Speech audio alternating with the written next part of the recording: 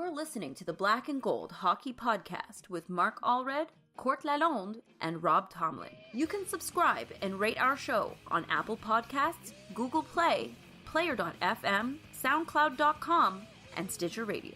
You can help the show financially by going to the blackandgoldhockeyblog.com website and clicking on either the Amazon.com or Fanatics.com banners to the right before shopping online. Now, time to start the Bruins hockey talk from 3 different countries. Enjoy the show.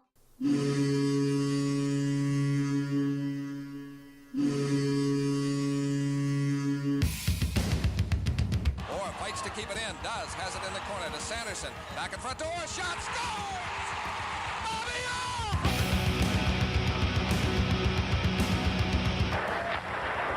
Orr! Ray Bork. Scores! Ray Bork from the face-off circle to the right of Reggie Lemlin. Fired it down and Whitmore blew it. Bounces down to Bergeron. He takes the space, pulling it wide to the right of Tatar. The snapshot over Mrazek. It's loose, and Bergeron scores! Patrice Bergeron!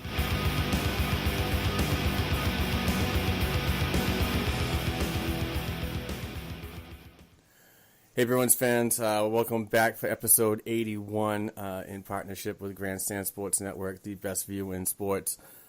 We are back together again.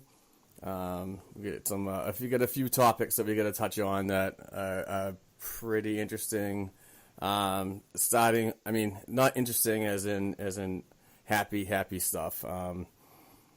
We got to start the show with the word. I mean, last week was just a tough week for Bruins hockey. Charlie McAvoy on November 26th noticed that he was having heart problems. Palpitations. Yes, that's what it is. And addressed it to team doctors, and they were monitoring him for quite some time, but chose to have the procedure done early this week, I'm sorry, and it was successful. Everything was fine, great success. He's going to be out for 2 weeks. This is a little concerning, and I'm not very familiar with a lot of the medical stuff. Maybe one of you two guys have some input on it. I've had the surgery personally. Oh, yes. So. I have a condition called mitral valve prolapse where the blood goes through my heart twice before it actually goes back into my body, so it gets regurgitated in. I was having heart palpitations years ago. My cousin actually had the same surgery too. It's very no big deal, to be totally honest with everybody. People really shouldn't worry in any way, shape, or form. They go in through your groin. The person's awake the whole time. They burn off the node, and that's about it. It's just an extra. It's something it's a node that's in your heart that's making your heart beat.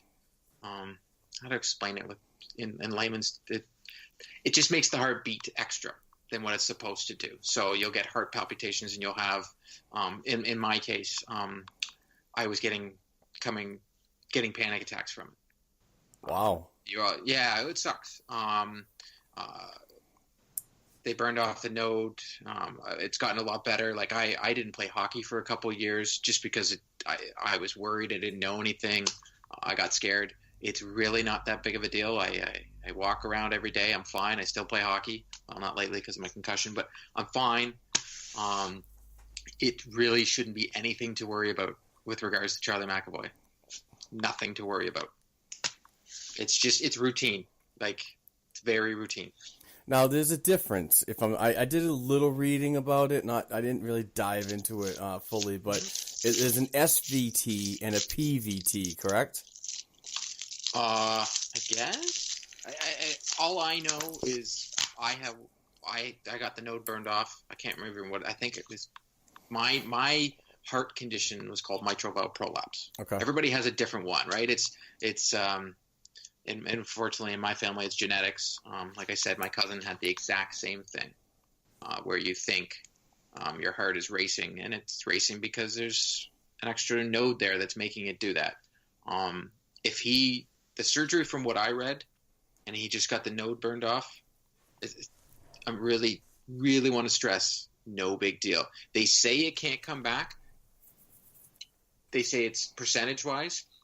My cousin had it come. Well, he thought it came back. It's not to say that it won't come back, but burning off the node usually is I think it's over 90%. That it's no big deal. I really want to stress that it's really nothing to worry about. Trust me. I'm able to drink. I'm able to do anything in my life normally. It's just he because he's a professional athlete. That's why. Because they go in through the groin, that's the only reason he can't go back out there, just to let you know. Otherwise, he could probably play hockey a couple days after. I'm just glad that he actually said something now and didn't wait. With us being so far ahead in points, I think it's good that he gets it done at a time like this, and then he's ready to go for the pre-season. And he's got plenty of time back before the pre-season to get used to it again. So 100%, yeah. I'd prefer guys to now step up and say, look, I've got this injury. It needs sorting now. I'd rather they do it now than later on. You don't want to miss. You don't want to miss guys in the playoffs again. My only thing is, why didn't they do it before the break? But maybe they looked at the schedule after the break and they were like, if we can just get him for this week and then do the surgery because there are less games in the next 2 weeks. Yeah. You look at the schedule, maybe they did it that way because from my experience, and everybody's experience is different. I'm not saying that because I didn't have the exact same condition. You know that you have to get this surgery. Yeah. It's when they found in November, they were probably like, you can either have it now or you can wait. And I'm sure that he started having palpitations again. And they're like, we need to do it now. Because it's more, it can seriously hurt the person, but it's also, I really stress the mental aspect in the person's head when this is happening. I can tell you both right now, you feel like you're having a heart attack.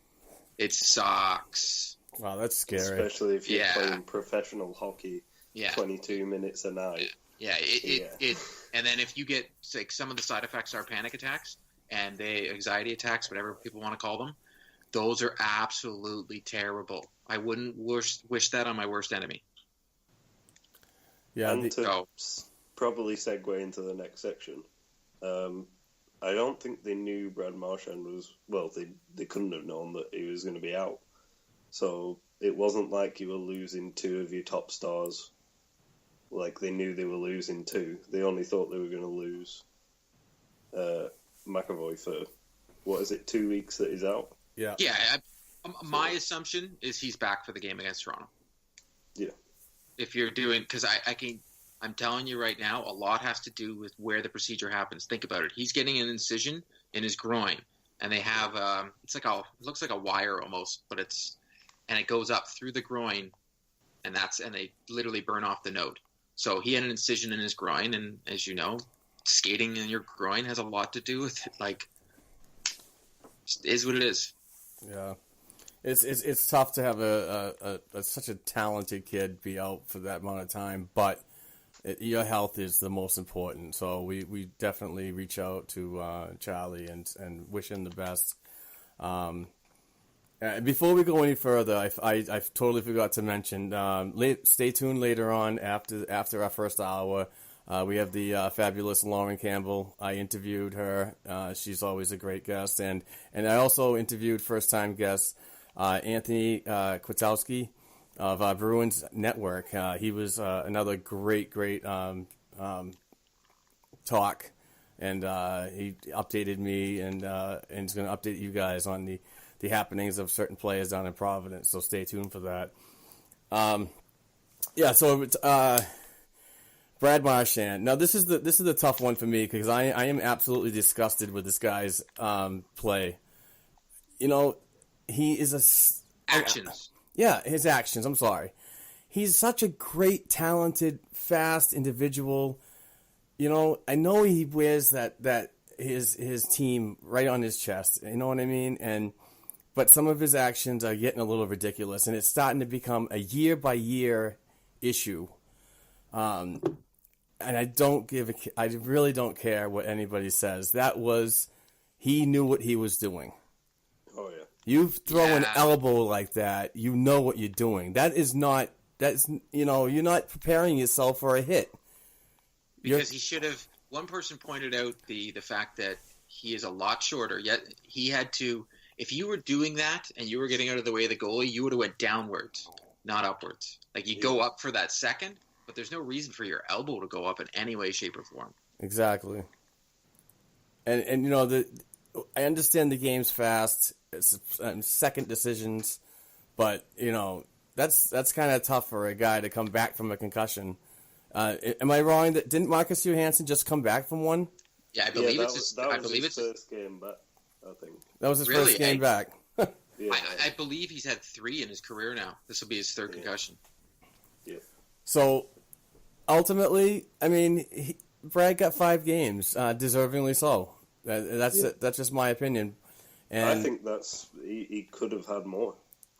Yes. I really think they could have given him a bigger one as a warning because they seem to have been making examples out of players like that recently. So now to play devil's advocate, the one thing I will say, yes, he definitely got 5 because who he is, because what he's done. This is his 8th infraction. I think he's had 6 suspensions and 8 times either fined in total.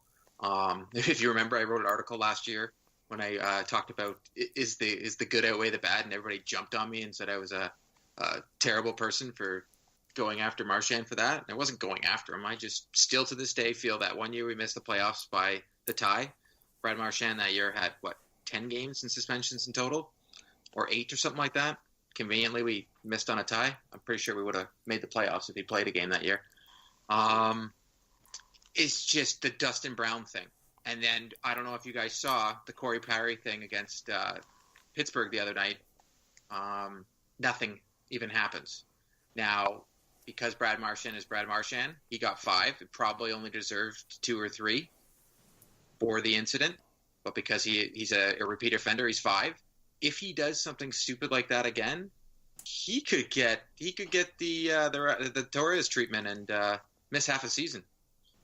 He's got to watch what he's doing.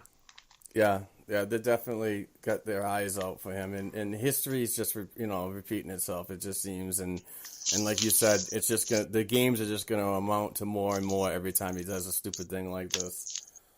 I believe it's over 8. Like his fines in total so far could pay for my new house that I just bought. Nice. So, you got the house? Yes, I just bought a new house. Congratulations. Yeah, thank you. Congratulations. That's awesome, man. Mega kegger at the Lalonde house. Yeah, I doubt that one, but yeah. Well, I had to try. Hey, fair enough. Hey, but it's just saying that the NHL is looking after it. I still feel they're inconsistent because that Dustin Brown thing was terrible. At the beginning of the year, Nazem Kadri took a huge elbow to the head, and no penalty, no nothing. And especially, I don't know, you guys have to see it. It's all over Twitter. The Corey Perry thing from the other night against Pittsburgh is absolutely the player doesn't even have the puck. He goes out of his way to take his head off and looks at him before he does it. No penalty, no nothing. Wow. Yeah. Does Corey Perry have any history? Yes. He does. So he's been suspended before? I think Corey Perry's dirtier than Brad Marchand. It's just Marchand, unfortunately, gets suspended for it, and Perry gets off a lot. I think Perry gets away with it a lot because he's known as a pure shooter, so people don't think of him as that dirty type. It's like Ryan Kessler. Kessler does dirty things all the time, but people look at him as a really good defensive centerman, so he kind of gets away from the whole... Like, Marchand's called the Rat for a reason. Kenny Lynn. Like, everyone knows him as the Rat, so you know what you're getting with him. Yeah, like when you say Zach Rinaldo, do you know who Zach Rinaldo is? Everyone just goes, oh yeah, he's that moron. So, yeah. But I think this will change Marchand a bit, and especially if they lose a game during this time that he's out. In regulation, anyway. Yeah, if they snap that streak while he's not playing, I think he'll hear a lot about it. I don't know. I don't know if he's going to learn because what he said was the exact same thing he said the last time. I embarrassed my teammates, so on and forth. It just seems like it's a broken record. But the crazy thing about Marchand is he's a superstar in this NHL. As much as people not around Boston area don't think so, but that's what they keep saying on the news here in Toronto. Like he's a top 5 player in the league. And ever since he doesn't Olympics. do this incident. Yeah. Well, that brought him out into the forefront to let everybody else know who he is. That's when I had friends going, "Oh my God, that guy's amazing." I'm like, "Yeah, I know." Yeah, I've had people say to me, "Oh, I'd never have him on my team," and then I said, if Pittsburgh could get Bergie and him to recreate what they did in the Olympics, they'd do it in a heartbeat. Oh, they would. Doug McClain was talking about it on Sportsnet. There is not one GM in the NHL that wouldn't be all over that. Yeah. Wouldn't even think twice. They're like, where do I sign up? Bring him onto my team. The good does, the end all, the good does outweigh the bad, but the bad is getting a little ridiculous. Yeah. And like you said, he says the same thing every time. It's like he's got a script for when he does something wrong. And when a player has that same script for each time they have a problem, then you know that it's a reoccurring thing, and it's gonna keep reoccurring. So that's I was at the Ottawa game right before the Winter Classic, and I can tell you I was in the alumni box, and the former Bruins players, they were up there, were shaking their head and had nothing nice to say about what they just witnessed on the ice. Yeah, that's unfortunate. Last week's games, obviously, the Boston Bruins played on Tuesday night at home. They won 3-2 in that game that Brad Marchand was suspended, and they played on Thursday night in Ottawa. Another win against a team that was pretty much dominant in the playoffs last season. So it's nice to see time to change. So you don't really see that lobbed stretch pass from Ottawa anymore. It's almost like the Bruins are really tightening up on that and keeping their legs with them. So hopefully we'll see more of that if they match up again. I think they're going to match up 2 more times. And going into next week, actually, today is Saturday, the Bruins are home for a 3-game homestand starting on Tuesday against the Anaheim Ducks, and Thursday night against the St. Louis Blues, and Saturday against the Toronto Maple Leafs. So it's going to be an interesting week. If they keep plugging away like this, I could actually see them playing very well against all these teams. St. Louis has had a decent season, but they're up and down too. Speaking of St. Louis, did you guys hear about that trade? Rumor? Yeah, the trade rumor. I'm sorry. That's all right. Was that Jake Allen one? No. Yeah. Yes. Jake Allen, Robert Thomas. Yep. Yeah, your favorite player. I'd like. Yeah, I like him. I'm not going to Barzell the whole thing, but I wish the Bruins have took him. Right. I really like the idea of that trade to get Price out of Montreal. And it means that I could actually cheer for a goalie that I actually like in real life. Problem is I have. So. And to be honest with you, they're talking about it on the Toronto media, on the radio and such. People are like, "Oh, it's not enough to get Price." I think you could add, a first-round pick, Robert Thomas, who played great in the World Juniors, the gold medal Canada team, and Jake Allen. That's a pretty good. It's not. It's way better than what they got for Patrick Waugh back in the day, the Tebow terrible trade. Oh yeah. Like that's some pretty good pieces. Like Thomas could be a second line center. Now like Krejci, like he's a good player, up and coming, and then you got Jake Allen, who's not a bad goalie. He just having a tough year. That's all. And if they put in that first round pick and maybe another piece, that deal could be done. If that trade does fall as well, there'll be a lot. That'll generate a lot of talk around the league for how much players are worth as well. Not even that. That automatically, in my mind, makes St. Louis a contender for the Stanley Cup. Oh yeah, No doubt. price on any other team in the NHL right now makes them a Stanley Cup finalist, I think. Just like our number one goals against average team in the Boston Bruins, because we have terrible goaltending according to fans at the beginning of the year, or trade Rask or anything, there would be 29 other teams in the NHL that would take Tuukka Rask in a heartbeat. Yeah. If you guys saw, did you notice that on some of the ballots for the midseason awards by the Writers Association that Tuukka Rask had Vezina votes? But, he did. Is it the Jennings where it's the best? Yeah, as of right now, if the season ended, the Jennings Award would go to the Boston Bruins. Oh, yeah. It has to. Like, they have... No, it goes by goals against. It goes by whoever's in first, and right now, the Boston Bruins have a 2.43 goals against average as a team. And isn't it Tuukka and Hudobin who have exactly the same save percentage? I'm sure that, like, after the game the other night, they have exactly the same save percentage. 2 seconds. And then it's the first time, someone put, like, it's the first time in 40 years that it's happened or something. Where it's well, not anymore. Tuukka right now is a 9.22, and Hudobin is a 9.24. And then Tuukka's goals against is 2.16, and Hudobin's is 2.38. That is crazy numbers. Oh, it's amazing numbers. Yeah, they could easily share that Jennings. Oh yeah. Well, if they continue at the pace they are, they're gonna win the Jennings. Right. Yeah, because the Jennings is for the partnership, and it's not just for a single goalie. It can go, yes, it can go to a single goalie, but if you match up that close, it can be shared. Like usually it's shared. Like Tim Thomas and Manny Fernandez shared it once. Oh. Reggie Lemelin and Andy Moog. Yep. So, another thing that happened this week was Mark Savard, former Boston Bruins player, unfortunately ended his career with a head injury to the jackass actions of a player like Matt Cook.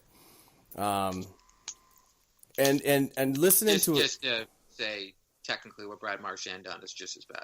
I know, and you could throw the comparisons out there that, there's one person I talked to on Twitter that said that the comparison is kind of asinine. It's not.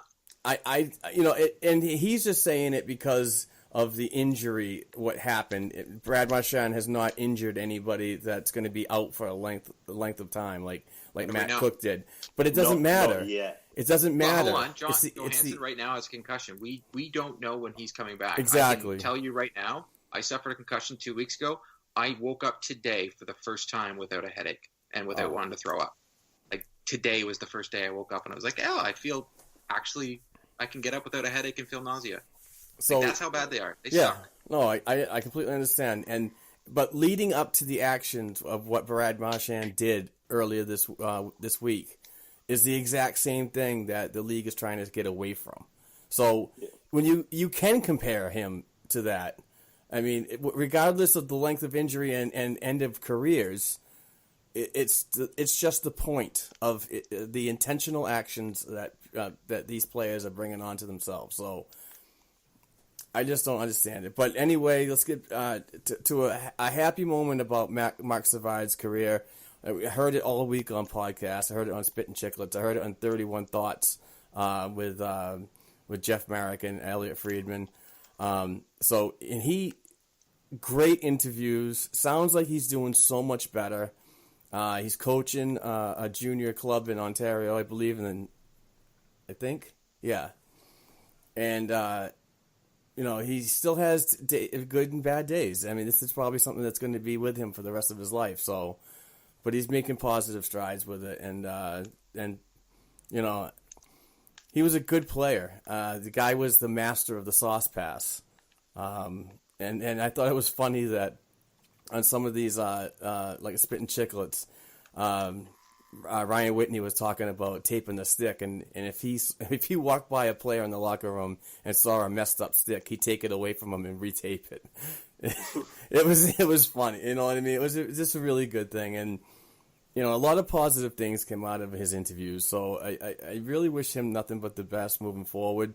I think he's going to want to get into coaching a little more, but he's starting off on a low pace right now, and with aspirations of getting to the pro level. So who knows? He might find a fit as a power play coach with the Boston Bruins in the short term. So I'll tell you what, he is my favorite Bruin of this era of the Bruins by far.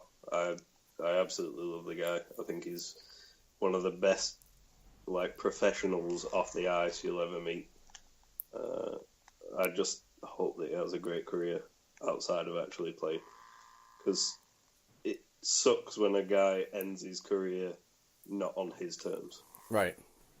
And you never want to see it. And I said it when what was the player in Montreal that got injured off that shot?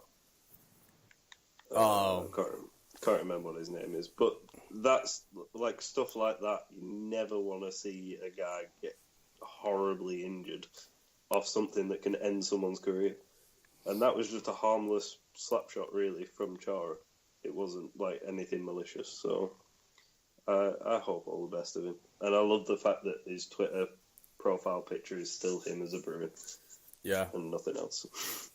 Yeah, loves this team. He's a tremendous golfer too. I think he could possibly, if coaching in the pro levels or even the junior, major juniors in Canada don't work out. I mean, he definitely has a potential to be a Canadian professional golfer. So, I wish I can have a game like that. I mean, his handicap's ridiculous. So, definitely wish him the best. We're going to talk about Savard in an article that was written by Lauren Campbell later on. So, while we're talking about Savard, though, can I just say, Pasternak has become the best passer on the backhand the Bruins have had in a long time. He can't pass it forehand for some reason, but backhand, he can make some nasty dishes. He made one the other night, the goal in Ottawa, I think it was, where he backhanded it across.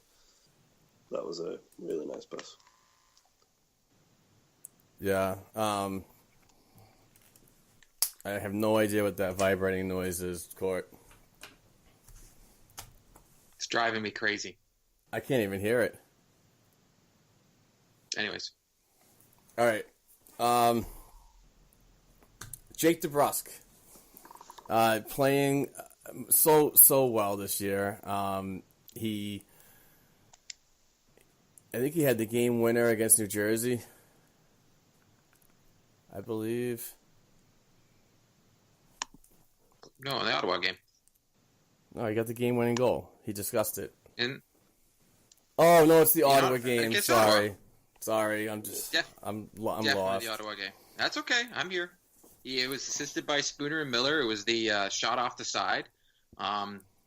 Shouldn't have went in, but it did. Yeah. But for the hard work that he does out on that ice, the two-way game, and also people got to start seeing how good of a pick he ended up being, as much as everybody wants the Barzal. And it's funny how if you look back at that draft, it's not just Barzal. There's also Bozer. There's some good guys that they passed over. But DeBrusk, he is so strong on the puck that he is just going to get better. I don't think people understand. He's got 11 goals, which as a rookie season, which also ties Tyler Seguin and Phil Kessel what they did in their rookie year, and Danton Heinen does too. So they're both tied what Seguin and Phil Kessel did in their rookie years. Oh, those are crazy numbers. So Jake DeBrusk is going to be phenomenal. I can't say enough great things about this kid and how strong he is on the puck and how in the corners, how he's able to generate plays. Did you guys see the pass and play between him and Krejci the other night? Yes. And unfortunately, it got messed up by Spooner, who's actually phenomenal at passing the puck, but unbelievable little passing play out there. It was awesome to see. Yeah, and how strong DeBrusk is on the puck is got to go back to his father, and when he played in the league as a resident tough guy for the Edmonton Oilers and the then Phoenix Coyotes. But I mean, the pedigree's there, the talent's there, the speed's there. He's got good hockey IQ. He reads the play very well. His father wishes he was as good as hockey player as his son. Oh yeah, absolutely. You know, his dad was like I said, it was a tough guy, so skill was limited to end of the bench minutes. Only pretty much needed when he needed to stir something up. So I've liked this player since the pick. He's just fun to watch. I mean, and he improves almost every game. So, I mean, his career in black and gold is just going to be a great thing to watch, and I'm looking forward to it. And others that are coming through the prospect pool that we're going to see in the next inserted into the lineup in the next few seasons. So, exciting times. I mean, not only are the Bruins like just kicking ass. Which, again, I didn't see this in October, the beginning of October. I didn't see this at all. But how they're putting it together with the direction of Bruce Cassidy is just something that is making league news. We've talked the past couple of weeks about how much Toronto and Sportsnet and Kiprios CBC. and all CBC, all these guys are really jumping on this bandwagon. And it's good to have the recognition. I mean, this is an Original Six franchise, but after the past couple of years, this is so positive, and I'm loving it. Like a McDonald's Big Mac. I'm loving it. Wow. Yeah, I know. That was bad. That sounded gross, too. Yeah, I don't eat McDonald's. It's disgusting. I just had McDonald's like 2 hours ago. Oh, poor Rob. Yeah, I'm starting to feel it now. Good luck, pal. but it's. I also want to go into the fact of how crazy it is that, you know, we outshoot Ottawa 44-23, and we win the game 3-2. When you watch the game, Condon played phenomenal. But then in the New Jersey game, we're outshot. What was it, 20-6 in the first period? Like, whew, like they were just all over us. Yet we're finding ways to win the game. Yeah, shots on goal in total for the Devils game was 39 for New Jersey, 24 for Boston in total. We're still winning faceoffs. In the Ottawa game, we had 4 penalties. Ottawa only got 1. It seems to, but in the New Jersey game, it seemed to be equal. It's just we're finding ways to win games. And I think I was saying to you, Mark, where last year at this time, we were finding ways to lose the game. Yeah. I'm not having, and I'm sure Rob can attest, I'm not having the heart palpitations in the last minute that I used to have, just to coin a phrase, the McAvoy. Not scared in the last minute like I used to be. Well, it used to get to the point where you were 1 or 2 goals down, and you just thought, they're not coming back from this. But now, they can be 3 goals down, and I'm like, right, there's 1 period left. They could score 4 goals easily in the next period. Like, and I think no one's switching the TV off anymore and going, you know what, the game's done in the second period. It's 7 games in a row now that the opposition team scored first. Yeah. I believe it's either 6 or 7. I think it was, we tied the record before the Ottawa game, and then Ottawa scored first and we won. So that means they have the record for, a weird one. It's a weird record to have, but what it is. It just proves that this team is gets together and gels. They don't get down after the first goal. It's not the end of the world. This team finds a way to either get to the first period, the first intermission, and talk about it, and come out in the second period and get a couple of goals and hold the lead. So yeah, I'm not having the hot competitions either. They play a better 60-minute effort that I've seen in the past couple seasons. And working for one another is very important. So 14-0-4 in the last 18 games, tied for second for the longest point streak in franchise history. Yeah. And I'm looking, and speaking of streaks and so on, I'm looking at the consecutive decisions with at least 1 point for Bruins goaltenders. And Tuukka Rask is in 18 games, 16-0-2, and that's a stretch from November 29th of last year to today. And in stretches like that, he's up there in some pretty decent company in Bruins history, with like Ron Graham, Frank Brismick, Pete Peters, and Jerry Cheevers. And Jerry Cheevers had a 24-0-8 record from November 14th, 1971 to March 25th, 1972. And then your buddy Pete Peters with the 26-0-5. Yeah, exactly. Sorry, I just had this exact same stat in front of me. That's awesome. Great minds think alike. So, goaltending is so huge these days, and building from the crease out just seems to work, and it's coming to fruition now that this is happening with the insertion of young players, and it's so exciting to see. So we just want to be clear. Tuukka's won the big games this year. We just throw out all those things now. Like, as much as they've tried, it's kind of funny. You see everybody now and then. They're like, well, he was supposed to do that. Come on, people. Right. Like, around the league, they all want him. He has got the best numbers career-wise of any goalie that's in the league. I would love to say that it's put to bed, but I really think it'll never go away, because the first time they lose, you know that those Jackals are just going to be all over him. Just roar. He sucks. He sucks. I'm the number one Bruins fan. I can say he sucks. I'm calling it like he is. I said on Facebook, my friend Jen commented something about where the hate is now, and I said, look above. They're circling like turkey vultures, waiting for him to make a mistake, and then they're gonna pounce on him like there's no tomorrow. Oh, for sure. If Khudobin loses the first game in regulation, you'll not hear a thing. If Rask loses it, you're just going to see hate. Yeah. And that's the worst thing about it. And it sounds terrible. I really think it, and I don't know why I think this. Their first loss is going to be a blowout. They're going to get just dummied. Yeah, it happens. Don't know why. Yeah, come on now, people. It's been 18 games in a row. Right. Come on, that's a lot. And it'll probably be against a team that's not doing very well. It has lost a few in a row. And you can see it, because every game we're getting scored on first in the last 6, and every single time you see on social media, Twitter, whether it be Facebook, they're like, "Oh, this team's back to sucking again." I'm like, wow, people, you just went from moron to bigger moron when you say things like that. Like I said last week, I just delete or mute anybody that says something stupid when I see it, and it's just gone. No need for it anymore.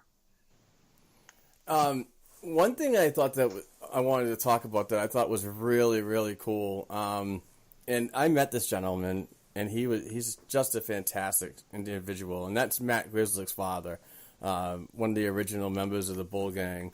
And the Bull Gang, if nobody knows what that means, it's when the Bruins have like an afternoon game at 1 p.m. and then the Celtics have a game at 7 p.m. Those guys were in charge of taking the parquet floor or putting it down, and so real valued asset in Boston for many years. I know he's retired now, but it was kind of funny that he was at, I believe he was at the TD Garden, and he was going through a box and happened to open it up and found Willie O'Ree's jersey from way back in like the 50s.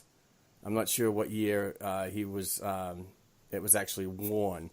But he actually presented it to him with Matt, his son, to Willie, and I thought that was a really special moment for Willie, who recently celebrated 60 years of being the first black player in the NHL, and I'm still one. I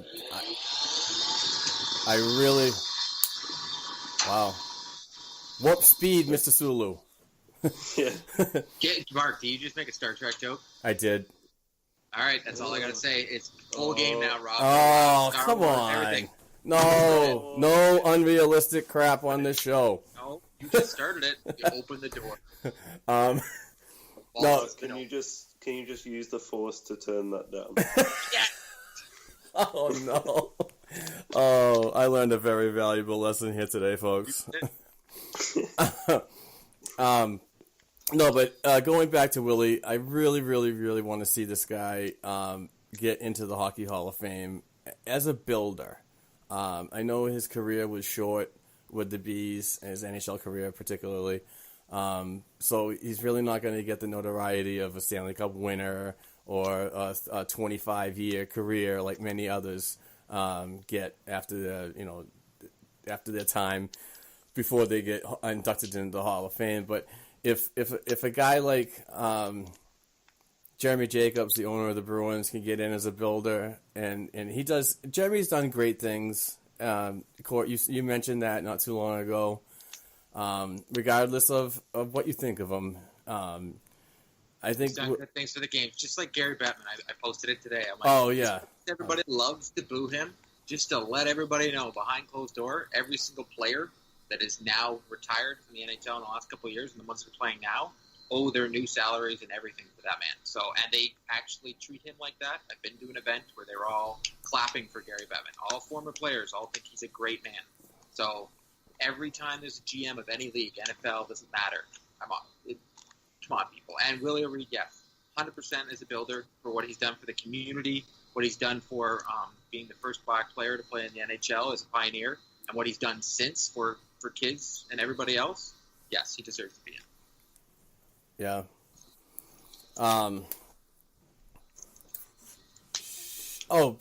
You know what? We're going to touch on this too. And I forgot to mention it when we were talking about Brad Marchand, but he's going to the All-Star game. At the All-Star game, he's not going. Yeah. The suspension did not do anything to him about this this event, so there's nothing in the rule books. That's right. So I not very often is that guy who's going to make the All-Star game getting suspended for 5 games for being an idiot. Right. Yeah. And it's funny because Jonathan Quick turned down the All-Star game because he's injured and then got suspended for it. Yeah, but as a goalie, it actually works out perfectly, right? Well, yeah. Yeah, the same thing happened to Sidney Crosby when he didn't want to go. He got suspended for 1 game. Yeah. But the thing with Crosby is he wasn't hurt. I think the thing with Quick is he's got a bit of a nagging injury, but just wants to take the time off to rest. Right. So it's a bit strange. Yeah, but a goalie being out 1 game or suspended for 1 game is not that doesn't big a deal. really matter. No, it really doesn't. Because the backup just plays, so exactly. It's fun. Like Malkin, they're all like, I'm surprised Crosby didn't take a. Being all fairness, I'm gonna watch the skills off today. I am not watching the game on Sunday. I couldn't care less. Yeah. Oh, it's terrible. It's true. I'm a huge hockey fan. The All-Star game doesn't interest me in any way, shape, or form. It could be 3-on-3. It could be 1-on-1. I don't care. 3-on-3 makes it even worse for the players to possibly get injured. So to me, especially the goaltending, everybody's crying. I understand. Bergeron should be there. He is definitely an all-star. I still think he should be in the Hart competition consideration. But Bergeron and Chara right now are thanking their lucky stars, especially Chara, 40-year-old in a 3-on-3 competition. Thank God he's not there. Come on, people. Stop complaining about something that's actually a good thing, that these guys aren't there. Boyle, I was going to say it's another thing, kind of like a weird one for going, but Brian Boyle from New Jersey has made it, which I thought was really nice of him to do, because I don't think he was in the voting race, but he's been having problems. Didn't he come back from cancer? Yep. Back from cancer recently, so yep. That's definitely good to see.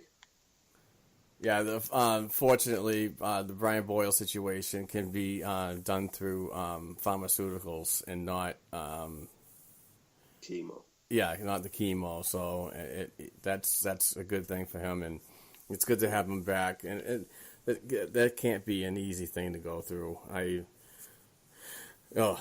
That's just it's very weird that they'd put him in a 3-on-3 fast-paced environment as well. Right. You'd think that a player that's going through that wouldn't really want to do 3-on-3 fast-paced.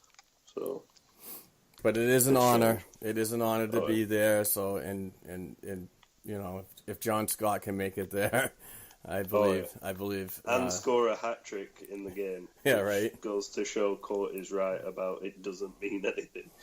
No, it's a farce. if you want the game to mean anything, I know way back in the day they used to have the Stanley Cup champions plays a team of all-stars. I'd watch that. Or, as much as I, sorry for fans of the show that like baseball. Baseball to me is like watching paint dry. Do what they do for the All-Star game and make it actually worth something. Because right now this game is just, it's great for the kids. I'm sure it is. I know when I was a kid I used to love the All-Star game. But as an adult watching hockey, this is the one weekend where I'm like, I guess I can watch something else. Yeah. Maybe, you know what? I can watch some golf this weekend. It'd be nice to watch.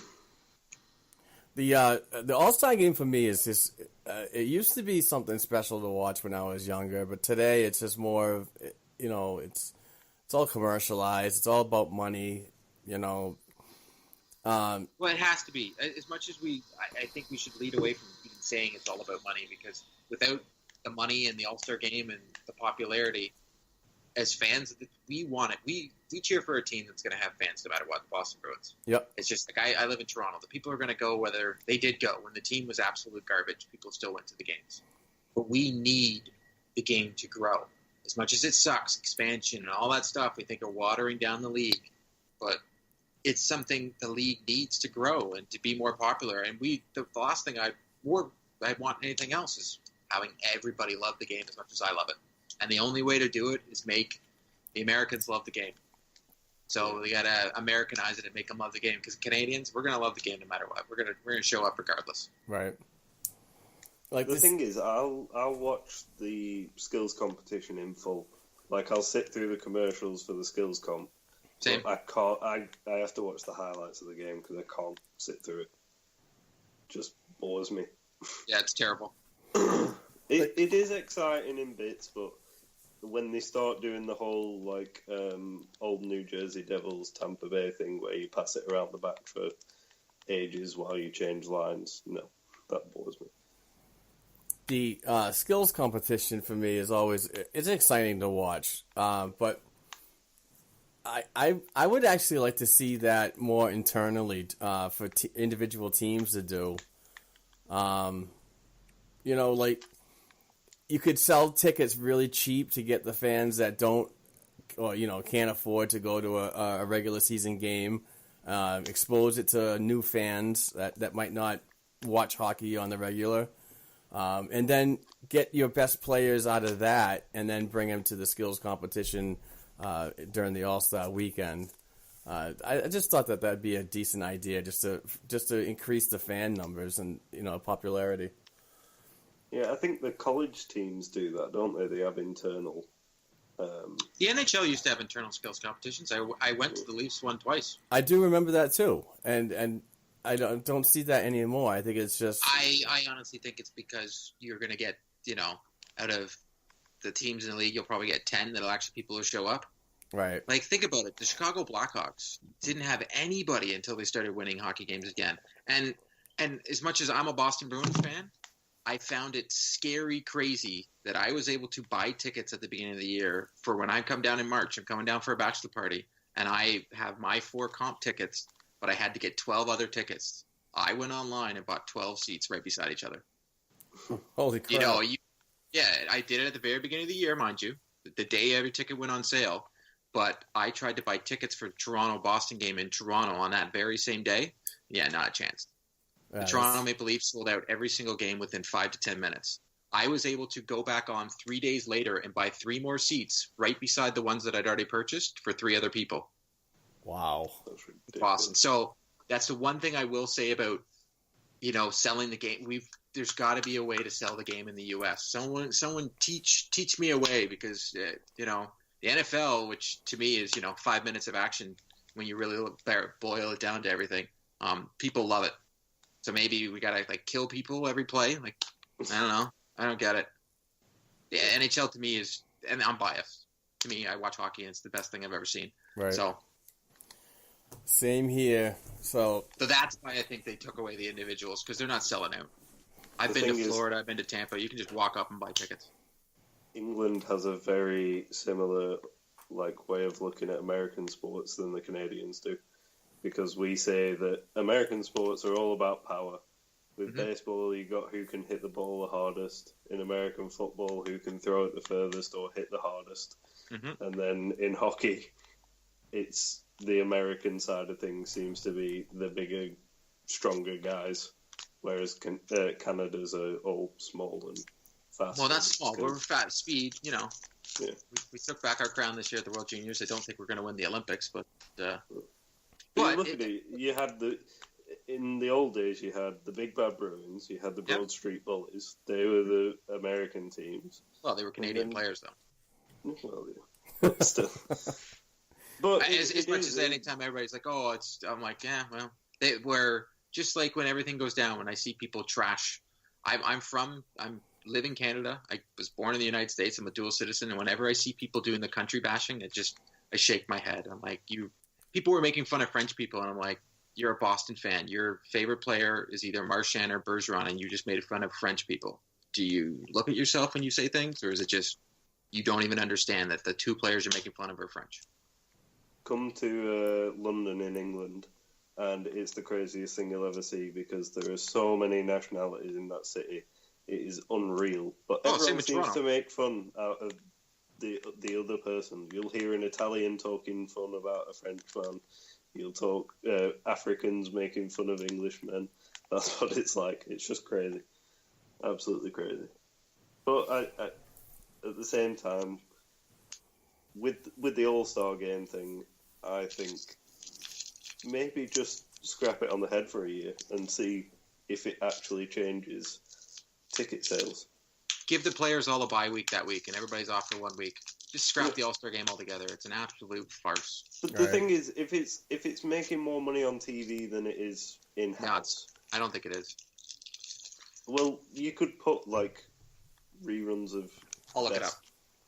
Best Stanley Cup matches and stuff like that on the TV instead of the All-Star game. You'll probably get more money that way. So, I don't know. Well, okay, so the Pro Bowl, as scary as it sounds, last year the Washington Post wrote an article saying the Pro Bowl ratings continue to slide while the NHL All-Star Game are up. The game earned 7.7 rating on the NBC in 2013 with a 5.0 overnight rating this year. So that's a 54% drop in the NFL. I also think the NFL's got so many fans, so when they have a drop, it's drastic. The NHL doesn't have as many fans in the U.S., and I could be wrong, that any little bit helps, right? Yeah, absolutely. We're coming up to an hour on our discussion, and I thought it'd be appropriate to mention a new side project that I'm kind of excited, actually very excited to do. It's called Beers and Bruins, two of my favorite things, where I will go out on location to a bar or restaurant that will host us, and just talk with the fans, get more fan interaction, as we try to keep this program on the weekend to us talking and having writers and other professional people that are in the industry of that are close to the Boston Bruins. So we try to keep that here, and I wanted to just get a little more fan interaction and engage on how people are feel about the team in certain times of the season. So whether it be a good year or a bad year, I'd love to hear it, and I think it's going to be a good thing for the program. That would be released on midweek, so another thing to listen to for a couple hours. So I'm excited for it. So to go back to the ratings, the All-Star Game was up 44% in ratings last year. So I'm wrong. People are, for some reason, are watching it. Wow. I'm the opposite. Since they went to 3-on-3, it's from 2 years span that their ratings are up 86% since 2015. Well, it's probably because they shut down for 4 days, and it's like people are raging for their hockey. No, it could be like LA. The fact that the LA Kings won a couple cups and the Blackhawks have won a couple cups, it is better for the game because it makes it more popular in places that weren't bringing in the fans like they used to. Like look at Detroit; they used to sell it every game. They suck again. People don't show up. I just find it weird. Like Montreal, they suck. People are still going to the games. Right. All right, gentlemen, I think that's going to do it for this week. Please stay tuned for interviews with Lauren Campbell following this, and Anthony Kwiatkowski Bruins Network. Join me later on afterwards to talk Providence Bruins. So thank you very much again for the listeners. We've gotten so much good feedback. Follow us on all the podcatchers worldwide. We're pretty much on every one of them. Please rate us on Apple iTunes. It gives us a better standing in their rankings. So, and we are in their rankings. I still believe so. Good stuff coming up. We have new merch for sale. Yes. The new pucks go on sale this week, I think it is. Yes, Thomas Nystrom, new member of the Black and Gold team, has got pucks made for the podcast. I hope the one makes it magically into my order. Just saying. It in there. Just saying, Thomas. Just put it in the bag. I'll pay you when I get to Boston in March. Yeah, and we also have some great T-shirts and stickers to be sold too. So please, if you want to support the program, you can do it by dressing up really nice and representing what we do here at the Black and Gold Hockey Podcast. So, and if you do buy anything, please send us a picture on Twitter. Yes, hashtag Black and Gold. Yeah, let us know if you're liking them. Hey, if it makes you feel any better, my wife complained that we haven't got them in the mail yet. I'm not kidding. Today, I was like, seriously, you're really good. Yeah, I'm gonna complain. I'm like, all right, fine, whatever. I love you too, honey. A listener of the show, Frank, mentioned the same thing on a DM, Facebook DM. Here's the thing, real quick. These things have to build up a certain amount of quantity before they are shipped, so please be patient. I believe we are. What did he say? I believe Thomas said we will be shipping them first week of February. Yes. So they will be shipping first week of February. We don't have an inventory as many people think we have, and we just send out orders. They have to they have to meet a quota, and then once that's met, then they go into production. So if you do order them, please be aware that it might be a little while. We're not, there's nothing going on with your money or anything like that. It's just the way that this certain company works, and it is a little better because we're not going out and spending thousands of dollars on shirts that we're just going to sit in my office and then I send them out. Once we meet a certain quantity and it's good and people get paid, bam, then we send them out. So we do have some remaining stock. But yes, the orders will be shipping out because I believe he just got them this week, right? Yep. He was showing the pictures to us. So yeah, they will be shipping out soon. Yep. So yeah, please be patient and thank you again for the people that have pre-orders in. We've sold a lot so far, so we hope to keep it going and hope you enjoy them. Just quickly, Mark, Are you going to have an update on Darth Vladar? No? Wow, that was so good. Yeah, well, he had me do it. I was like, all right, this is going to be a serious discussion, and then bam, nailed.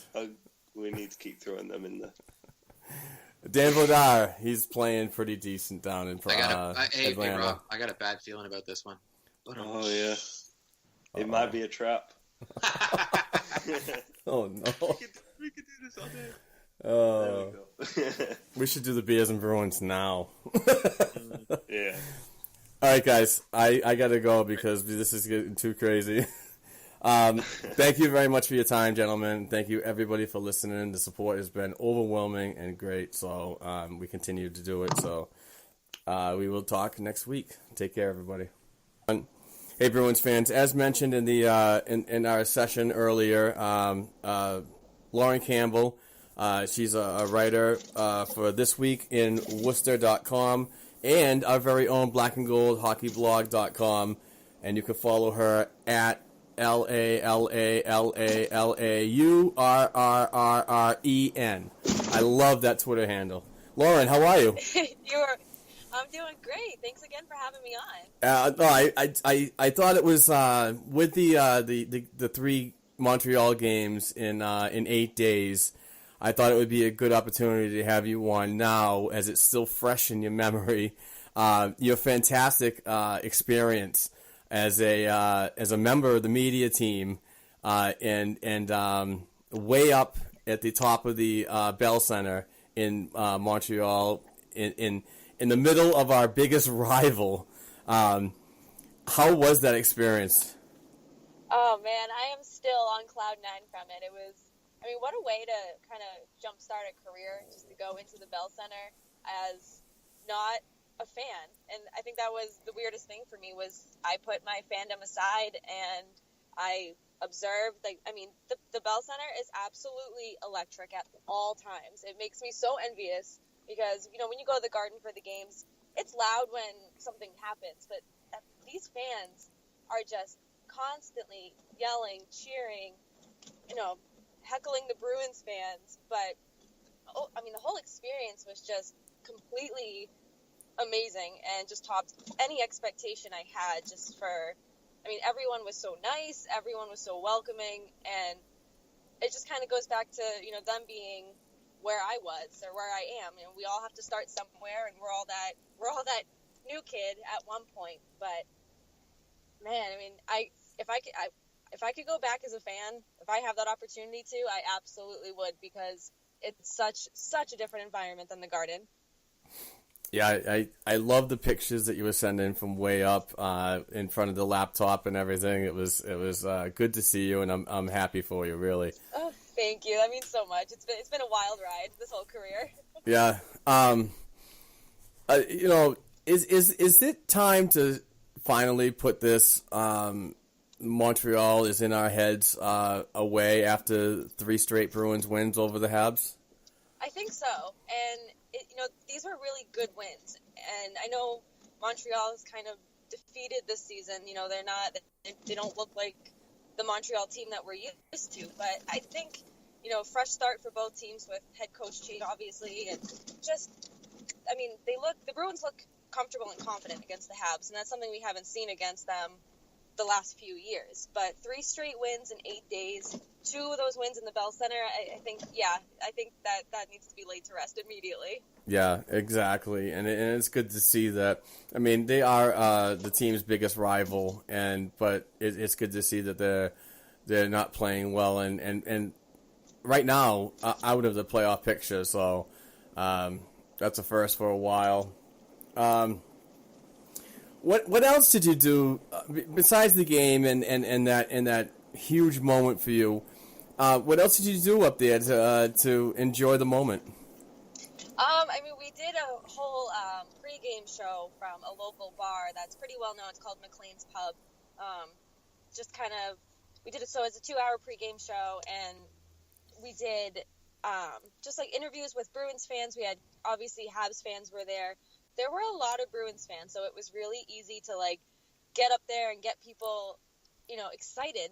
Obviously, everyone's already excited for the game in general, but so we did a lot of that. We did. Obviously, I didn't have time to like go sightseeing or anything, but just to kind of be there and see how everyone was so excited, just getting them more riled up for the game, and like during the game, just kind of still seeing that whole environment just riled up, ready to go for this game was really cool. So we did a lot of like a pregame warm up, I guess you could call it. We did our own pregame skate kind of thing, and just, you know, just getting ourselves ready, like doing all the research for, you know, stats and history of the rivalry, history of the team. So it was that was a lot of fun. That was quite the experience.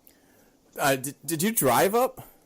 I did. I left right from work. I work in Boston, and it took me 6 hours on the dot. I left right at 2, and I got there at 8. So I drove by myself. Did you have any problems getting over the border with that 6-pack abs of yours? I had none. Surprisingly. I saw that picture you posted not too long ago, and I was like, "Damn, man!" Yep, it talk about a process. My God. Yeah, right. But no, thankfully they let me right through. I had no issues. They didn't ask too many questions, so good to go. That's awesome. Another reason why I wanted to have you on is you did a fantastic job writing about the Mark Savard retirement and a lot of the stuff that he went through as a Bruin, which pretty much the Matt Cook incident ended his career. But I said on the show earlier that there's a lot of podcasts that I've been listening to, and Mark seemed very I know he's not all there, and I know he's going to have this head issue for the rest of his life, but he seemed positive in his decision to walk away from the game and start his new endeavor in the coaching field, as he's coaching his sons right now in junior. But what did Marc Savard, the player, and the guy off the ice mean to you? Oh man, I mean, I was a Marc Savard fan before he signed with the Bruins. He was just somebody I watched closely. I followed him when he was drafted, and just kind of followed his career. And when they signed him, I was ecstatic. I was through the roof just because I loved watching him play. And I said this in my article, because hockey players like Savard don't come around too often, where they have that raw grit and emotion, and you know that they're playing because they love to play. They're not playing for a paycheck. He's playing because he genuinely loves the game. So to see that kind of get taken from him, literally right in front of our eyes, I was like so sad. Like my heart literally broke for this guy, because. So when we're talking about Savard and what he did for you in the game, do you think that he's going to have a solid presence when it comes to talking about head injuries like this with kids and other people that might be going through some head issues? Oh, absolutely. And I'm sure you read his Players Tribune article when it came out. I did. And even then, he just details so much. And obviously it took him, I think it came out last year, 6-7 years for him to come out about it. So for him to really get a grasp on his injuries and not even going through, but like the after effects of it, the anxiety, the depression, just where he didn't want to be around even his wife. So I think it's going to be a really strong force, especially for kids. I think it's really important for kids who play sports, whether it's hockey, baseball, football, that they know about these head injuries and know that if you get hit in the head, take yourself out of the game, get assessed, and really just kind of deal with it, no pun intended, head on, and just I don't want to say own the injury, but really just own it is really all I can really say about it. But Marc Savard is the perfect guy for it, because he went through something so traumatic, and it changed his whole life. It didn't just end his career, but it really altered his whole life, and you have to change your whole lifestyle for it. So he's really just like the perfect person to be in that position, but fortunately at the same time, so that he can educate players, kids, whether it's his own or other athletes on the hockey team that he coaches. So I think he's going to do wonders and just bring awareness to this, and really just have people take it seriously. As a writer in the professional field, let me know how it felt to have him, retweet and mention the kind words of your article from a player's perspective. Oh man, I actually cried. Like, I saw that and I was like, I screenshot it. I sent it to my mom and I was like, oh my God, look what just happened. Like, total fangirl moment, just because, I write my articles. I do a lot of writing, and I'll tag the people who are mentioned in them, and I never expect them to read it, let alone acknowledge it. So it was crazy. I was like, wow, of all people, and obviously it got a lot of attention after he retweeted it, but it just kind of goes to show too what kind of guy he is off the ice and as a person, because he took the time to sit there and read it, and then he could have just read it and been like, okay, cool, that's it. But he took the time to acknowledge it, retweet it, and I definitely cried for a good 3 minutes, where I was just like, wow, so many emotions, just because he did a lot for me, as a hockey fan, and obviously now as a writer, to give me that content to be able to write about, and just give me a lot of positive feedback about hockey, watching him play growing up. So it was a whole lot of emotion that I hadn't felt in a very long time. Yeah, and even though it's an emotional point, and you deserve it. You deserve the recognition of that, because it was a great article. Thank you.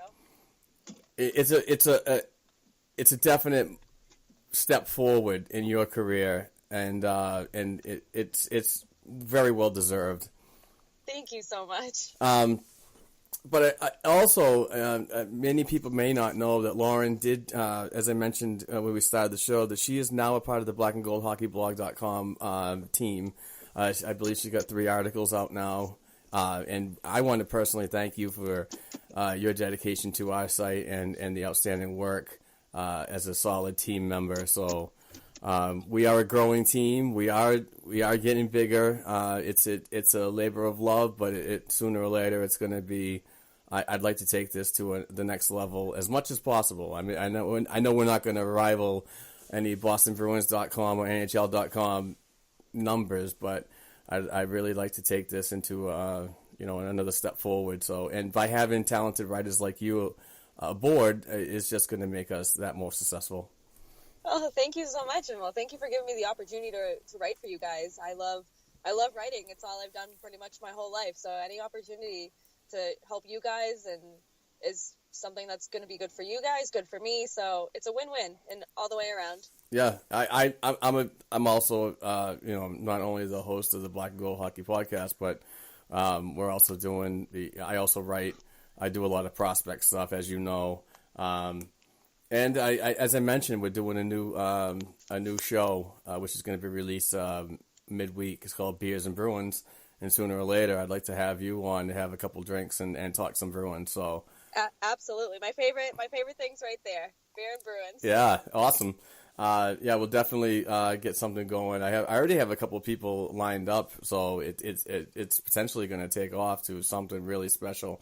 And like I said earlier in the show, it's going to be a show that's going to cater to the fans and how they're feeling about certain times of the year, and not in our Sunday weekend show where we try to catch on to all the professional topics and get writers like you on and other professionals in the field in Boston. So this is a great opportunity for fans to interact a little bit with what we're trying to do and maybe relax a little bit with a nice brew or two. Can't get any better than that. You really can't. Right. All right, Lauren, thank you very much for your time today. I'm so excited to have you aboard our Black and Gold Hockey Blog team and reading all the great stuff that you've been producing lately on the several sites that you write for. So keep up the amazing work, and I look forward to talking to you again. Thank you. Thank you for having me on. Anytime you need me, I'm here. Awesome. I really appreciate that. You can follow Lauren at her fantastic Twitter account.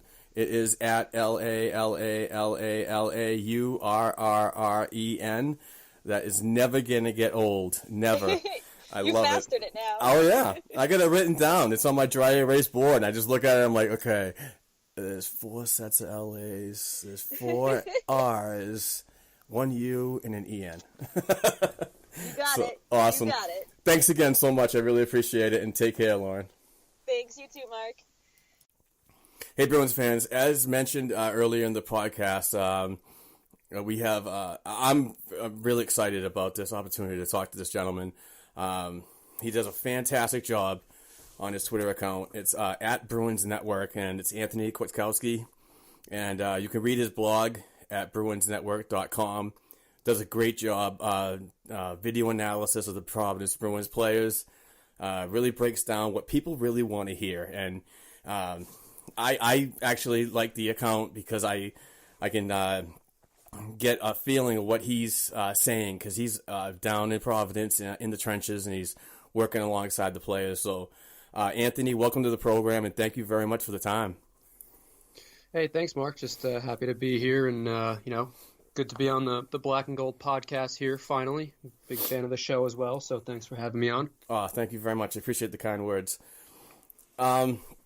So before we get started, because I just wanted to touch on a couple of players that people reach out to me about, and I try to give them the best answers as humanly possible from my view. And I'm not down in Providence. I'm up near the Mass New Hampshire border, but I do travel down to Providence when I can. But like I said, you're in the trenches, so you get a better view of what's going on. So if you could just spend a little time on telling the listeners about yourself. My name's Anthony Kwiatkowski, and I'm currently a senior, believe it or not, at the University of Rhode Island down here in Kingston, Rhode Island, and just started Bruins Network a couple years back.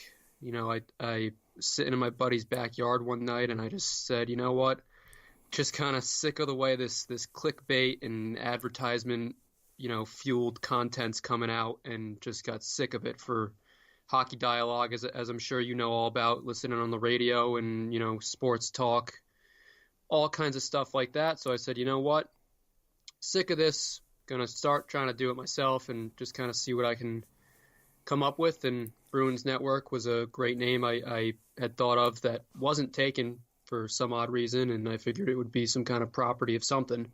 So I got kind of lucky with that, but, just trying to do it honestly, not trying to get any clicks or clickbait or, ad revenue, just trying to touch on the players and give a realistic, honest, fan-to-fan, kind of analysis from my point of view. And as I, try and climb the ranks of this so-called amateur scouting business I've ventured into, I just like being able to communicate with fans and passionate individuals about it, and, just kind of be respectful towards them and have them be respectful towards me. So, being down in Providence helps a lot. I live near there. I'm, from Cranston, Rhode Island, which is about 10, 15 minutes towards Providence, from people who aren't around here and don't really know that.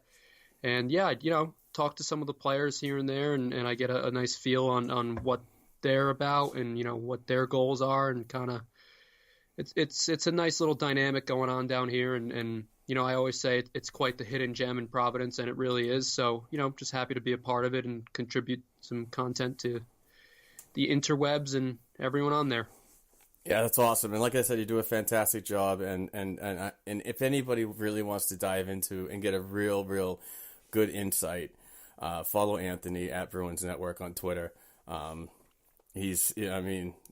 Some of your tweets and videos lead me to write my own articles. It's almost like a gateway to an idea and a topic. So I really appreciate that. And like I said, just the videos, the breakdowns, the insight, it's just amazing. And keep up the great work, man. Thank you. And I love hearing that too, because I like being able to provide something that others can use, and at least my content's not all that bad if it's right. being used. So I appreciate that, and all the other kind words I've gotten and shout outs and such, means a lot, because at the end of the day, that's what it's all about, the fans, and just the way that they interact and get some content and maybe some stuff they don't usually see or hear from the typical mainstream stations and sites. So here I am. Yeah, and speaking of stations, let's segue into an off topic that I just thought of. Why don't the Providence Bruins have a radio broadcast? And has it been like 2 years now? Yeah, I think it's been 2 full seasons, maybe 3. And they fired their staff, right?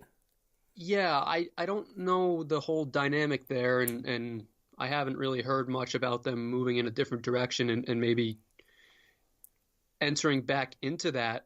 But I do know there's no one there doing their streams, especially for radio and play-by-play. So what usually happens is each team that visits Providence to play there, they bring their own play-by-play guys. And they're usually sitting right next to me, actually. And I'm typically the last seat in the press box right before their audio-visual setup. So I hear a lot of that, and I hear their streams. And some of them are good, some of them are great, some aren't the best. So I actually would like to see Providence get their own people back there for play-by-play, and I'm sure there's an influx of candidates, and whether it's money or timing or schedule, I don't know the business dynamics there, but I do know it is kind of a shame that they don't have their own thing going there, and as I know, you have your own subscription to AHL Live. Yeah, and that's exactly it, and I'm constantly hearing the feed being brought by the visitors team, which is kind of disappointing. But,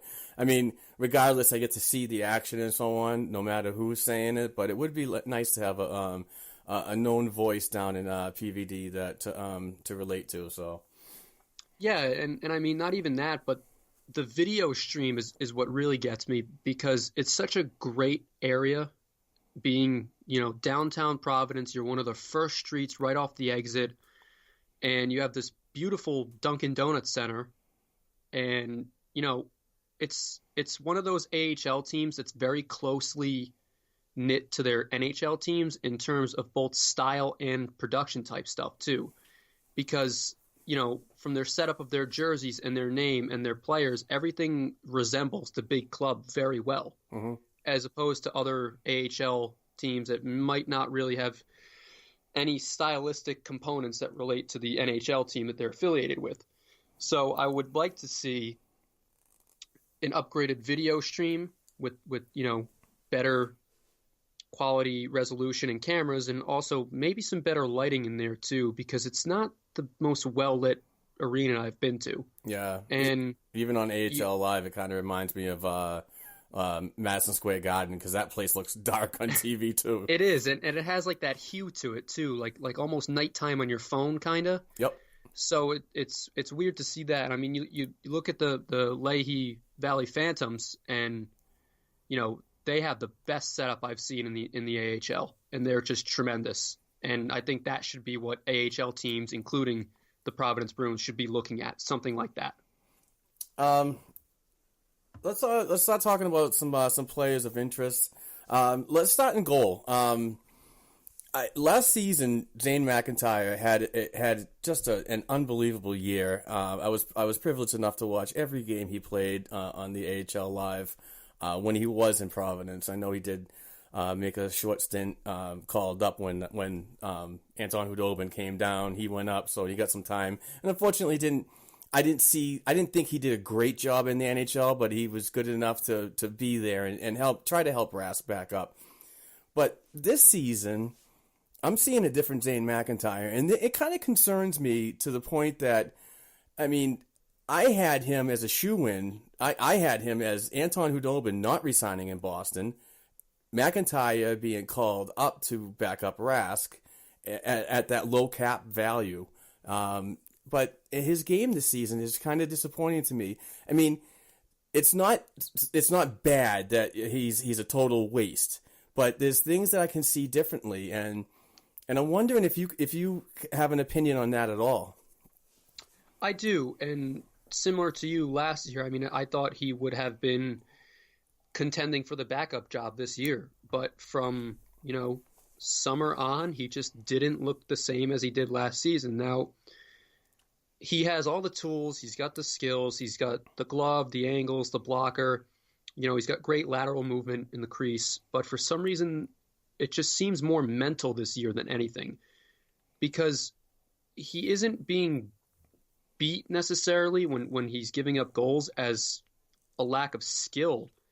It's more of a lack of focus, it seems like, because the timing of his glove is a little bit off, and his angles I don't think have been great, and that was his best quality in my opinion. Was his ability to take the best angle and use his vision and his positioning, because he's got a pretty big frame on him. So this year he's had some weird drop off that I didn't see coming. And it's not necessarily all him either, because the team started out a little bit slow in the defensive end, and they were working in Jakob Zaboral and Jeremy Lauzon and Connor Clifton, Emilio Hansen. They're working those guys in, and they weren't great to start the season per se. I mean, Jeremy Lauzon has been tremendous. He's the exception there, but Jakob Zaboral started pretty slow, I'd say. So he wasn't taking the best plays and wasn't really playing to his capacity, which now he's starting to, which is good. The second half of the season, I think he's been very good, and Zane McIntyre has also been good as a result. So I'm not sure exactly what's going on with McIntyre. I gotta believe he'll figure it out, because I've talked to him, I've seen him down there, and I've interacted with some members of the team who speak very highly of him, and I just got to believe that he's going to turn it around, and he started to the past few games, and back-to-back shutouts was outstanding. Yeah. Yep, and I believe he was named the AHL Star of the Week. Yep, he was. Yep, so he's getting back there, and he's looked back to form over his last few games, so it's good to see that. I'm not sure what the slow start was for. Maybe it was a rut he was in.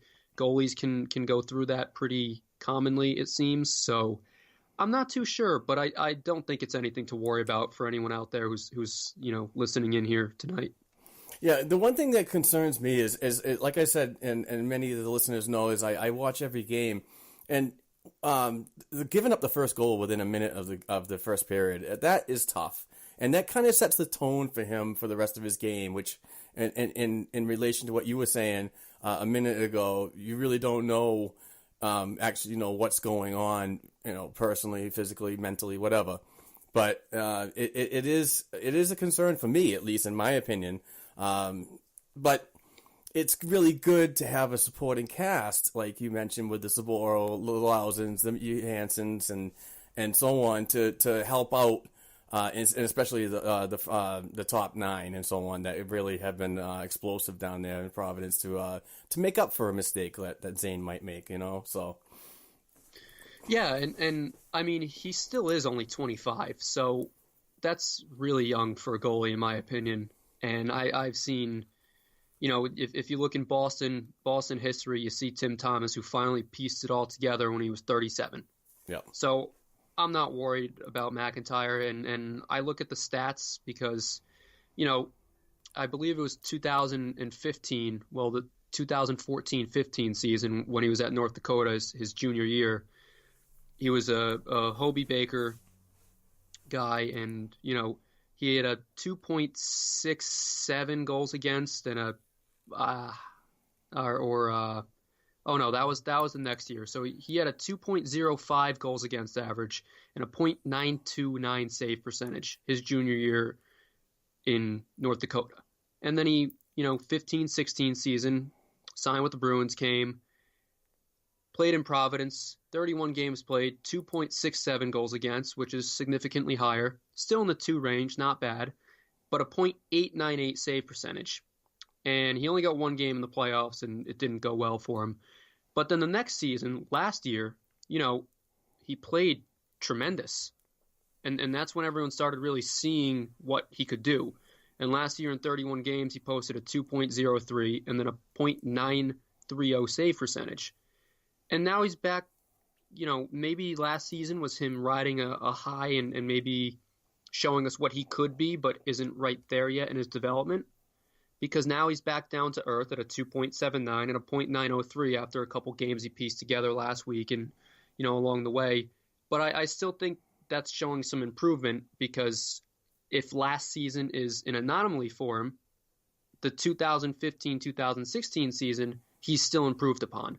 And he's playing better than he did then. So I look at him just going upwards and still going on his path. Now, obviously, he's got a restricted free agency coming up this season, so we don't really know what's going to go on with him or what's, in the Bruins' minds. So that's something we'll have to see. But wherever he goes, I think he's an NHL caliber player. That's, my view on him. I really think he is. So it's going to be interesting to see how he gets, his starts, and hopefully he just continues to play the Zane McIntyre we saw last year in the last few games. Yeah, I'm looking forward. I just want to see the guy make it and get his first NHL win. I think he's due for it. So, I mean, he is a solid player. No, regardless, he's a hard worker. I've been down to Providence plenty of times to watch this guy play, and like you said earlier, he's got the tools. He just needs that focus. But moving ahead to another player that this is his actual last year, and I really want to see this guy back with the team, regardless, anywhere in the organization, whether it be in the NHL or back in the AHL. But Austin Czarnik is putting together another solid year, point per game player. He's got 36 points in 35 games. Do you see the Bruins offering him another year, even if he knows that he might spend it in the AHL, and does he accept it? I think the Bruins will qualify him just because, your AHL team is still also a business. So, you got to piece together some quality playmakers down there and quality players who can just, compete and excel in the AHL. So I think from a business standpoint, I think they will qualify him, because at the end of the day, they still need the P Bruins to be a good team. They still need to have those first line top tier guys on their team. Now, I'm also very high on Austin Czarnik too, and I think he's a good player, and I think he hasn't really gotten a full shot in the NHL yet. But he does work hard. He brings the energy every game, and he can really, really pass the puck too. In traffic, in tight, in and close around the net, zone to zone, he does it all. And he's got that nice depth passing touch that you really want in a playmaker. He's undersized, yeah, but he hustles, and he's, like you said, he's over a point per game, and he is an AHL All-Star right now. So I think the Bruins bring him back, and unless, maybe there's greener pastures for him somewhere else in the NHL, and he could be part of a deal, or, another team is eyeing him, something like that. I don't know much about Austin Czarnik from, a league interest point, but I do know I can see him being a third-line player in the NHL one day, especially as it's, trending towards this smaller, faster, higher-skilled guys than it used to be. So it'd be interesting to see if he's brought back and spends his time in Providence. But either way, I'm okay if they decide to move on for the better of the player, or the chance that he might have somewhere else, or if he comes back and helps out the team. All right. This next player that I'm going to be talking about is one that I've really shown a lot of interest in, even when he was at Boston University, and that's Jakob Forsbacka-Karlsson. He's got 27 points in 42 games played this year. Really good 200-foot game down with the Baby Bees. Do you see? I want to know what they're going to do with Ryan Spooner because of his contract issue right now and him being in his last year of his current deal, which is only a 1 year. If he's not re-signed, I would have to say that JFK is a shoo-in for that third-line centers. Do you feel the same way? I agree, because I personally thought, I thought Jacob was ready this year. And when I saw him in camp, I honestly thought that he put in a very good camp. And, I'm not going to gauge off his one NHL game against the Washington Capitals. Oh, no, yeah, you can't do that. Right from college to the Washington Capitals playing against Alex Ovechkin. So some people have done that. That's not my style. I've seen him be the most consistent player this season, game in, game out in Providence through his first 42 games as a professional down there this season. So I think he's a tremendous player. He's got it all. And he, if anyone that's listening and follow along to my Twitter, I post some video clips of him and some plays that he really impacts the ice. You can see zone to zone. He had a nice goal against the Phantoms the other night. And it was just that clutch gene that you saw in a guy not too long ago, relative anyways, not too long ago in Providence by the name of Patrice Bergeron. I'm sure a lot of you have heard of him. But, he's drawn comparisons to Bergeron from his draft day until now. And I'm not too big on player comparisons as, I think it does a disservice to the player you're comparing him to. But I do think that those are pretty spot on in terms of what we've seen stylistic. I don't think Forsbacka-Karlsson has the natural talent to be a number one line center like Bergeron has been. And obviously Patrice Bergeron's an elite player, world-class player. And I'm not going to put that ceiling on Forsbacka-Karlsson, but what I do think he will be is a second-line center, top six player for a very long time in the NHL. And he's just so consistent in all three zones, and he's got a great head on his shoulder.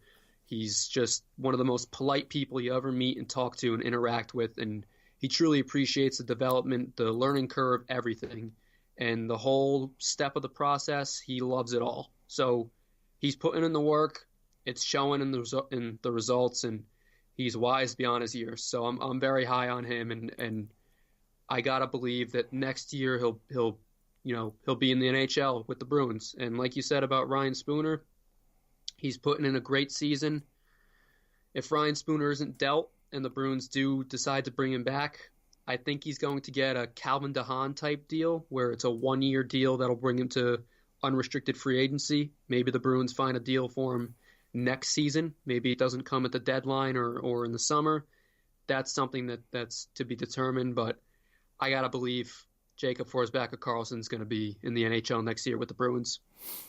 Yeah, I really like his game, and he's actually tied with Jordan Swartz for power play goals for the team lead, so with 4. So, and he's really good on the power play.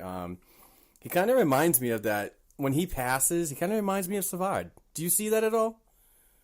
I do. His actual passing mechanic reminds me of it. Yeah. Yeah. I don't see the vision or the that lethal factor that Savard had, but the actual passing mechanic, that's not too far off in my opinion. Yeah, he's really good, especially behind the net in Gretzky's office. Ryan Fitzgerald doesn't get a ton of credit when he's out on the ice, but the kid works hard. He just, he's not ripping it up. He's got 15 points in 32 games. This is also, I believe, his first year down in Providence. So it could be an adjustment year for him after graduating from Boston College. What do you see in his game that needs improving, or is he progressing properly in his development? I think he's progressing really well, actually. And he had a really slow start, like really slow. And I thought it was quite painful to watch. But, he doesn't have that high-end skill set that, people rant and rave about. But he is undersized. He's 5'9", but he's a grinder. And, I mean, he goes out there and he plays every shift, every game. He doesn't quit on plays. He doesn't, he doesn't shy away from contact. He gets in the dirty areas, and he really works. And, I mean, that's what we saw in college from him, too. So, I mean, I think working for him needs to be his skating. I think that could really use some improvement. He's not a bad skater, but he's not a great skater either. And I think that's one area he really needs to improve on to make the jump to the next level. And he's been rewarded for his play. I mean, he's starting on in the top 6 nowadays, and Jay Leach has really given him some rope to play with there. And I mean, it's shown. In his last few games, he's been much more productive, and it really started for him in the month of December. Really, that's when he started, piecing together a more consistent effort night in, night out, and really getting in on the pucks, really making some plays for his teammates. And he's a good player. I think they have another future third liner in him in the NHL, and it's just another draft and development for the Bruins. Nice case of that. All right, now this one is most intriguing to me because, as you know, I'm a big fan of the eye test. And to base an opinion on somebody just on stats is asinine in my opinion. I mean, please go out and buy a $20 ticket, front row. Look at these players and evaluate properly. You just can't look at numbers. So Zach Senyshyn is in from our listeners that reach out to me, because I do a lot of prospect reports and so on, saying that they're disappointed because not only is the first round draft pick in 2015 not in the NHL yet, but his numbers in Providence are not to their caliber, air quote. But I see an explosive player. I see a kid that can stick handle very well. Like I said, with that explosive player, I mean his stride. And when he pushes off, he's already in like a huge he gaps. He gaps very well away from players. And when he gets in open ice, he's so lethal. And I know you did some video analysis on him not too long ago, I believe, and really broke down his game.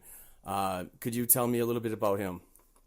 Yeah, I mean, Zach is like you said, an explosive player, and he's an elite skater. I mean, he's got NHL quality skating right now, and he's, in my assessment, the fastest and most explosive player I've seen in person. And especially in the AHL, I think he is the fastest player in the NHL right now. AHL, rather, sorry. But, yeah, a lot of people are down on him right now because he's not scoring much, and, they see that he's been dropped down, and he's still on a goalless drought here for large span, he hasn't scored a goal since December 16th. So yeah, that's it. It is disappointing, and I'll cater to the stat and analytic people. Yeah, that is quite disappointing.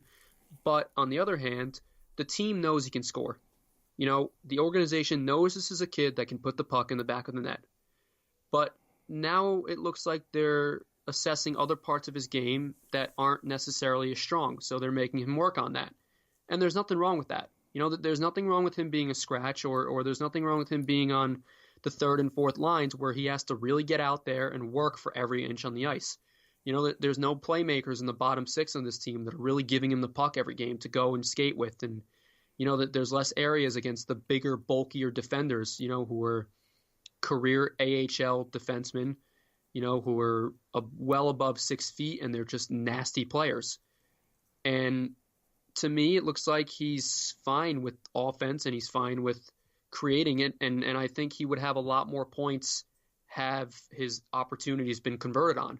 When you're playing in the bottom six as such a finesse player like he is, and such a pure goal scorer and offensive catalyst, it's hard to have these bottom six players, especially on the Providence team, go out there and really score for you. And if you look at my Twitter, you'll see the videos where he's, blown by defenders in the neutral zone, skated around the net and threw a puck out in front that got whiffed on or no one was there, because they're just not those type of players. And like I said, his shot is great. It's just a pure goal scorer's release. And he's 6'3". He's over 200 pounds already. And he's fine, honestly. I don't think the numbers reflect his season. And I don't think that the fact that he's been dropped down a couple lines here and there, or that he's been scratched, last weekend, I don't think that's really concerning for me. What I see is a player that they're trying to work with. They know his potential. They're being patient with. There's no rush for him. And that speaks to the depth in Providence and also the depth in the NHL from the Bruins. They have this luxury to actually develop their players at their own pace when they're ready. I think Senyshyn's going to end up, piecing together a decent season offensively too. I think his numbers are going to increase towards the end of the season. He's getting close. He's inches away on the ice, not yards. So he's a good player, and I have no reason to believe that he won't be a NHL player for a long time. Yeah, very well said. My thing is I like to see these kids like Senyshyn develop properly, and a year in the AHL is not a bad thing. I don't get the people that believe that he should, as a number one pick, be in the NHL now. It's just, there's certain players like that. Like McAvoy was very fortunate. That kid is just an unbelievable player. Unfortunate what happened with his heart issues and so on. But you just can't expect every first round pick to be in the NHL as soon as possible. They need to learn. They need to learn the system. Jay Leach is a fantastic coach, first year coach.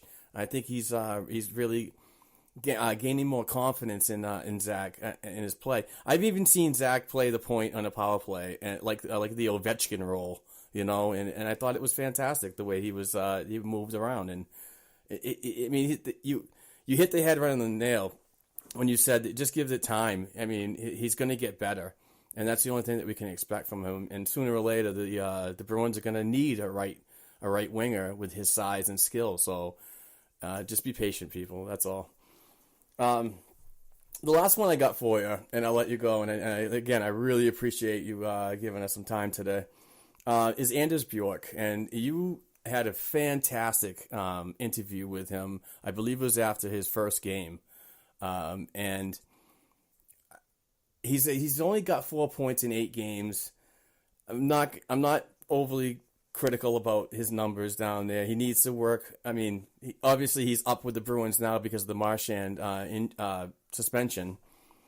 But what I got from that interview that you did with him was confidence and a willingness to accept the demotion and accept that he needs to work on some things.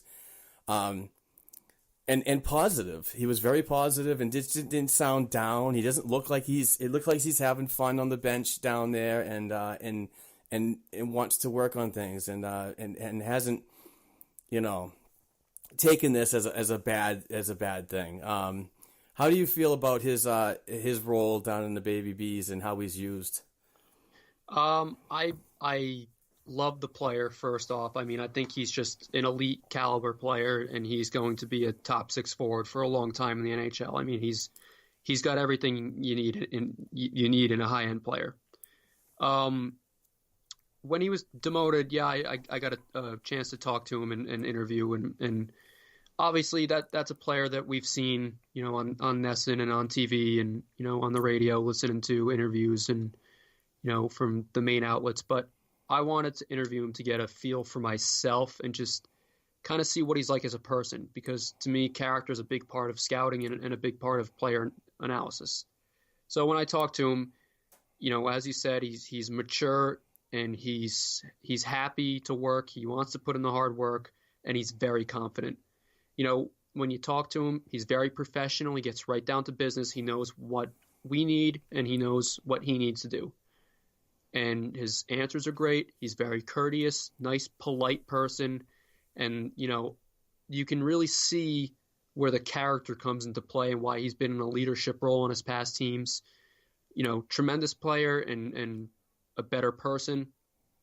So his role in Providence, it seems like, once again, this is a player they know that can score. They've seen him score at a, almost half a point per game clip in the NHL. So they know he can score. And, the first few games you saw him down there, he was just on a tear. And then it seemed to me as though they wanted him to focus more on some things like getting in the corners and being more consistent and, maybe making a smarter play here and there with the puck and not having a turnover when he can avoid it easily. So the past few games, he's been up and down the lineup, and now he's with Boston, of course. But, his last few games in Providence, I think have directly translated to what we saw from him last night in Ottawa. And it was a more consistent effort, skating hard with a purpose, maybe keeping the finesse stuff really contained a bit and focusing on a simpler game, which I don't necessarily agree with saying he should do that for his whole career or in the future, because he's got the tools and he's got the confidence with his skill set to actually be one of those high-end finesse guys you watch. So his role with the Providence Bruins has been nothing more than a development role. It's another player in the barrel who's going down there and working on things he's not exactly proficient in. And if he is proficient in them, trying to get him to get to the next step of that. So I think he's a tremendous player, and I love what I've seen and heard from him down in Providence. And that's another case where the stats aren't really justifying how good he's been. He's a force on the ice every time he's out there. And, the last few games in Providence, he hasn't really scored much. So a lot of people are looking at that as a picture saying, oh, well, look at this. He's half a point per game down there too. Okay, well, he's also in a league of his own there. Mm-hmm. So that's another case of stats not really quantifying what the player actually is achieving. And I think Anders Bjork is a tremendous player. That's just the bottom line there, and I'm excited to watch him in the future here in Boston. All right. Thank you so much, Anthony. Please, if anybody needs anything Providence Bruins, please check this guy out. I cannot speak highly enough of him. He's at Bruins Network on Twitter, and please follow his blog. He does a great job writing at bruinsnetwork.com. Anthony, thank you very much, dude. I'd really love to have you on again, because you really bring a lot of good insight and knowledge from your eye test and what you see down there covering the Baby Bees. Yeah, thank you, Mark, and thanks to the Black and Gold podcast crew for having me on. And my only message to any potential followers or newcomers is that just be patient with the site. It's a work in progress, and I got some good things headed your way in 2018. So thanks for having me on, Mark. I appreciate it. Absolutely. I look forward to what you have and what you can provide for us. So, again, Anthony, thank you for your time, and take care, everybody.